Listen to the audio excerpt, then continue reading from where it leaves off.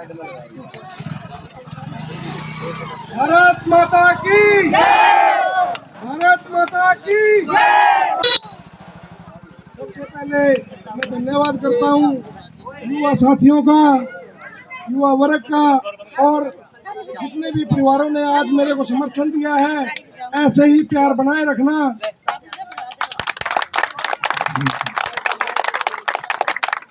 तो कुछ चीजें थी जिनके बारे में हम डिस्कस करना चाहते थे, हमारा संदेश देना चाहते थे, वो आज हम सबके सामने रखने जा रहे हैं। हमारा जो उद्देश्य है वो उद्देश्य ये है कि सबसे पहले अगर राम राम ने मौका दिया तो हम एक युवा वर्ग की, पढ़े लिखे युवा वर्ग की, और जो अपने पुराने जितने भी सरपंच और नंबरदार और जितने भी बुजुर्ग शिक्षित रहे हैं, उनके द्वारा एक कमेटी गठित की जाएगी जिसमें जितने भी विकास कार्यों के लिस्ट है उसका सब निवारण वहीं से होगा। जिसमें सबसे पहले हमारे पास आता है स्कूल। आज स्कूल में हमारे सबको पता है हमारा स्कूल जो है वो पिछड़ता जा रहा है। पिछले 10 सालों में स्कूल पीछे गया है। उसका कारण क्या है? टीचर और स्टाफ पूरा नहीं है।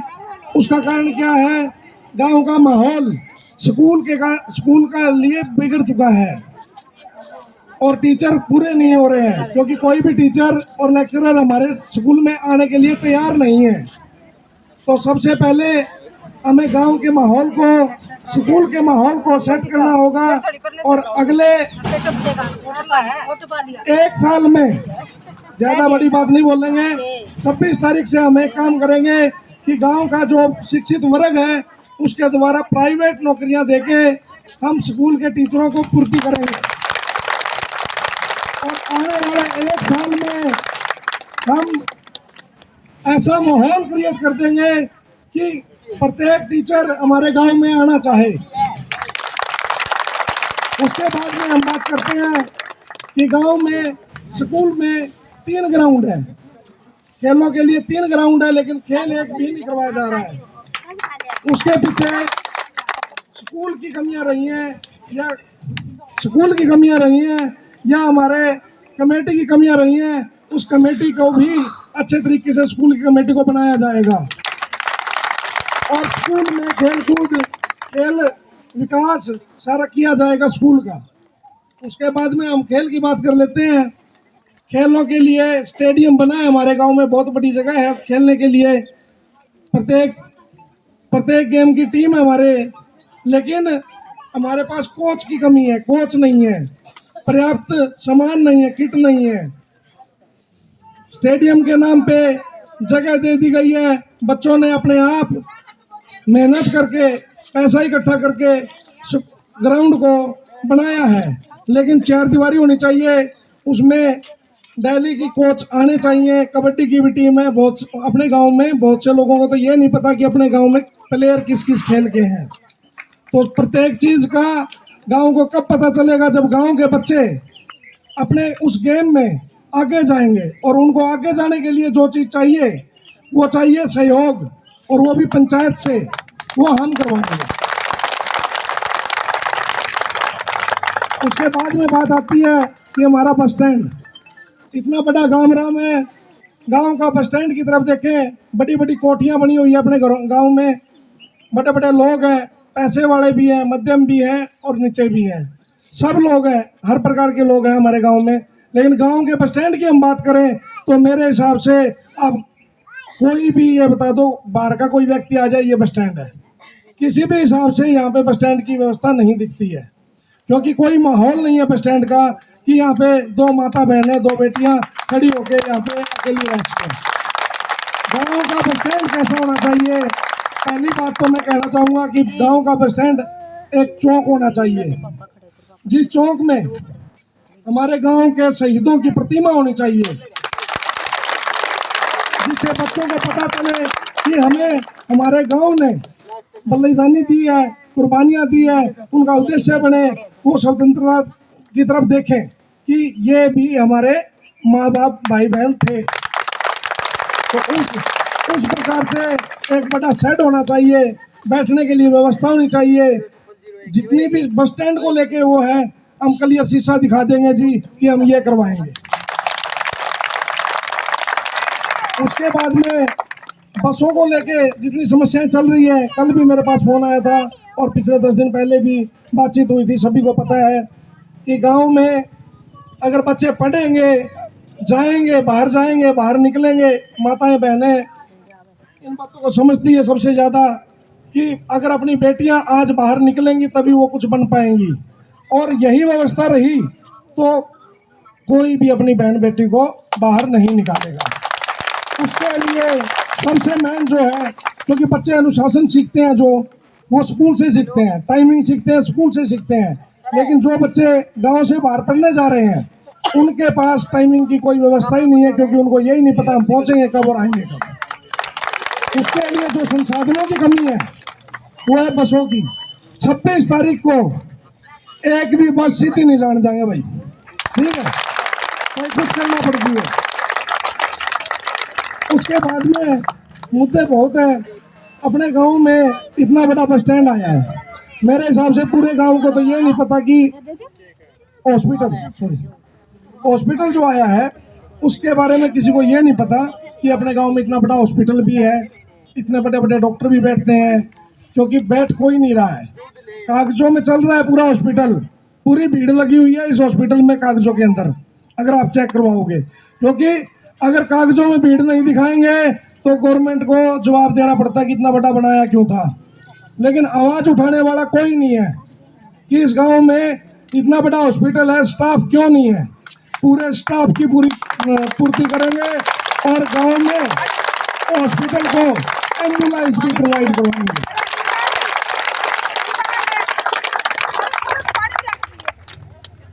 गांव में इतनी बड़ी गौशाला है, सभी को पता है गौ हमारी माता है, और हम उसके लिए किसी से बात कर लो तो हर व्यक्ति एक ये चाहता है कि गौशाला में खून दान और अच्छे तरीके से गौशाला चले। लेकिन सबको पता है कि वो भूखी मर रही हैं, उनके ऊपर कोई ध्यान नहीं है।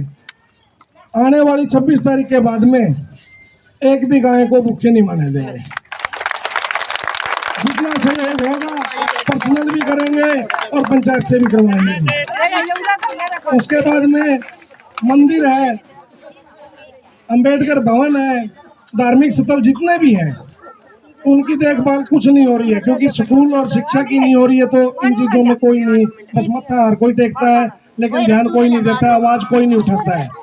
आज पूरे गांव के सामने एक बात कह रहा हूँ, आवाज़ उठाने के लिए विजेंद्र खड़ा है। मुद्दा होना चाहिए, एक आवाज़ आनी चाहिए कि भाई ये बात है, हम आवाज़ उठाएंगे, यूथ हमारे साथ है। और ये यूथ की देन है कि मैं आपके सामने खड़ा हूँ। गांव में कम से कम, इतने बड़े गांव में 2 पार्क होने चाहिए, टहलने के लिए, बच्चों के लिए, खेलने के लिए। बूढ़े बुजुर्ग जो हैं वो वहाँ पे घूमने जाएं, बैठे, सुबह शाम बातें करें, उनसे प्यार भी बढ़ता है और गांव का सुधार भी दिखता है। तो गांव में कम से कम 2 पार्क, गांव राम का साथ रहा, हम जरूर बनवाएंगे। गांव में एक बड़ी समस्या और चल रही है, प्रत्येक वर्ग अपनी बहन बेटी की शादी करना चाहता है और वो अच्छी धूमधाम से करता है।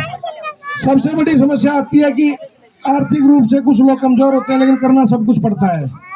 उसके लिए हम पर्सनल तौर पे भी और पंचायती तौर पे भी अपनी तरफ से जो हेल्प करेंगे वो अलग बात है। उसके बिना पंचायत की तरफ से 2 कम्युनिटी सेंटर, मैरिज पैलेस बनवाएंगे और उसमें सारा टेंट का सामान फ्री होगा, पंचायत की तरफ से होगा। उसके लिए किसी भी माँ बाप को देखना नहीं पड़ेगा, तो सब कुछ पंचायत की तरफ से रहेगा। उसके बाद में सबसे बड़ी समस्या एक आ रही है, बहुत सी जगह मैं गया हूँ, पूरे गांव का भी जानने लगा हूँ, प्रत्येक गली में गया हूँ, तो बहुत सी गलियाँ आज भी कच्ची हैं, ढाणियों की गलियाँ कच्ची हैं। बहुत सी जगह पानी नहीं पहुंचा है। एक भी ऐसा घर नहीं छोड़ेंगे जहां तक गली ना हो, ऐसे घर नहीं छोड़ेंगे जहां पे पानी की लाइन ना हो। उसके बाद में जितने भी हमारे साथी युवा साथी हैं खेलों में, जितने भी आगे जाएंगे, जितने भी मेरिट लेके आएंगे पढ़ाई में, उनके आगे की तैयारी, उनके आगे की व्यवस्था, उनकी ऊपर तक जाने की उच्च शिक्षा की तैयारी हम और हमारा युवा संगठन जो बनेगा वो मिलके करवाएगा।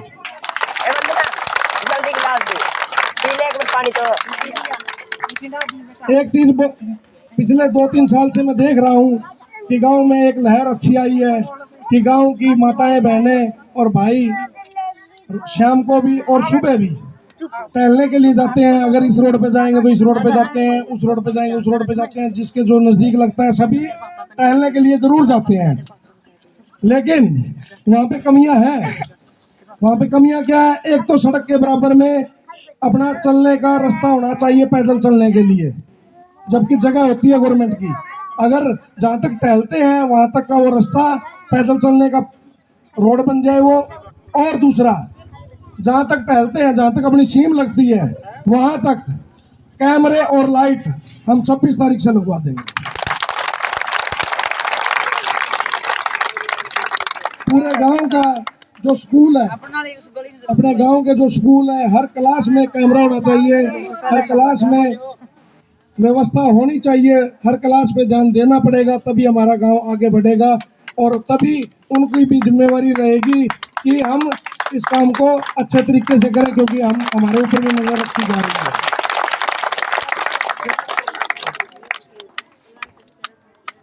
और ओम शांति में जो माताएं बहनें जाती हैं, जो भी हिस्सा लेती हैं, उनके लिए भी 2 कमरे बनवाने का काम पंचायत करेगी। अभी गांव में सीसीटीवी कैमरे नीड हो गई है कि प्रत्येक चौराहे पे, प्रत्येक रास्ते पे सीसीटीवी कैमरे होने चाहिए। इससे होगा क्या? गांव में चोरी होने का डर खत्म हो जाएगा, क्योंकि चोरी करने वाला पहले ये देखता है कि मेरे ऊपर किसी की नज़र तो नहीं है, और कोई देख भी लेता तो वो आवाज़ नहीं उठाता है। लेकिन कैमरे होने से चोर चोरी नहीं कर पाएगा। तो पूरे गांव में सीसीटीवी कैमरे लगवाएंगे।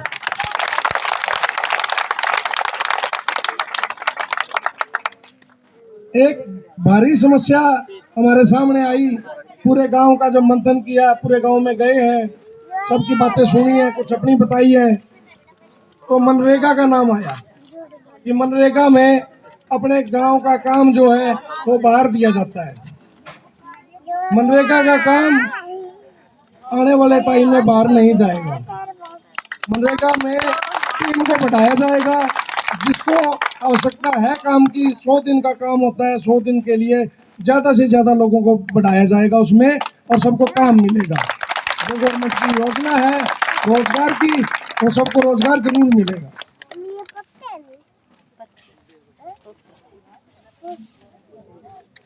मजदूर कापी, पीला राशन कार्ड और पेंशन जो योग्य है, जिसको मिलना चाहिए, जो जरूरतमंद है, उनको सर्वे के आधार पे ये चीज़ प्रोवाइड करवाई जाएगी।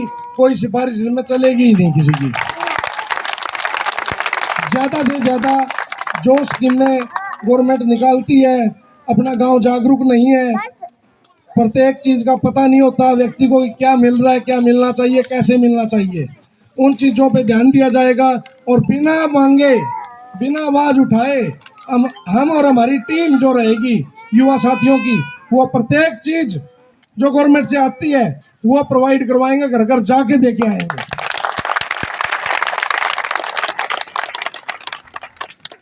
मेरा एक बहुत बड़ा मुद्दा रहा है, और लेकिन मन ही मन में सोच के दुखी हुआ कि गर्मियों में मैं बस स्टैंड पे आता हूँ तो यहाँ बुजुर्गों की बहुत सी संख्या ना तपती गर्मी में भी बाहर बैठी रहती है। बाहर बैठ जाते हैं सुबह आके बुजुर्ग, और शाम तक बैठ के चले जाते हैं। वो सबको पता किस लिए बैठते हैं, वो बैठते हैं पेंशन के लिए। सबसे बड़ी समस्या ये गर्मी में भी है, सर्दी में भी है।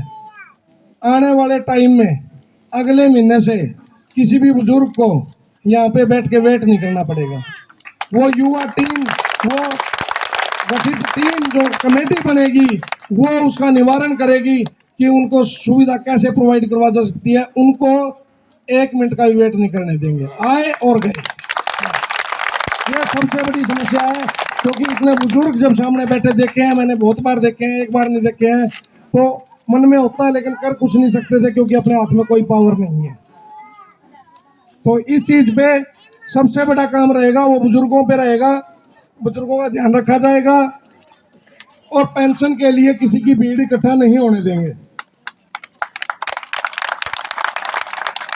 जिन भी मेरे भाइयों के पास, मेरे माताओं बुजुर्गों के पास रहने के लिए मकान नहीं है, सरकार द्वारा कॉलोनियां काटी जा रही हैं, हम उस प्रस्ताव को रख के कॉलोनी काटेंगे और जिस माता बहन के पास, जिस भाई बुजुर्ग के पास अगर मकान नहीं है, उनको पक्के मकान की सुविधा है, वो पक्का मकान प्रोवाइड करवाएंगे।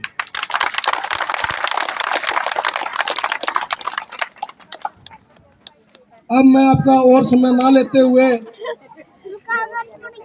एक पर्सनल अपील करना चाहता हूँ कि ये गांव हर कोई सरपंच नहीं बनता और ना ही मेरा उद्देश्य है कि मैं राजनीति में कोई सरपंची के लिए आया हूँ।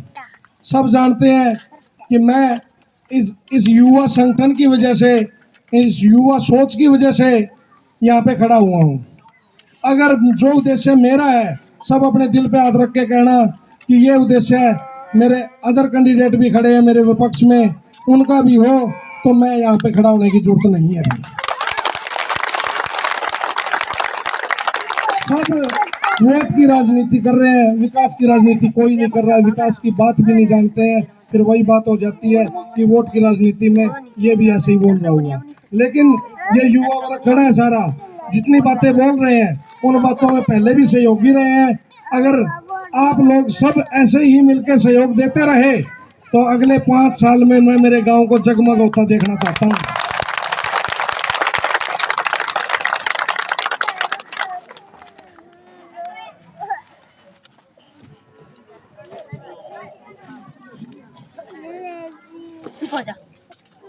गांव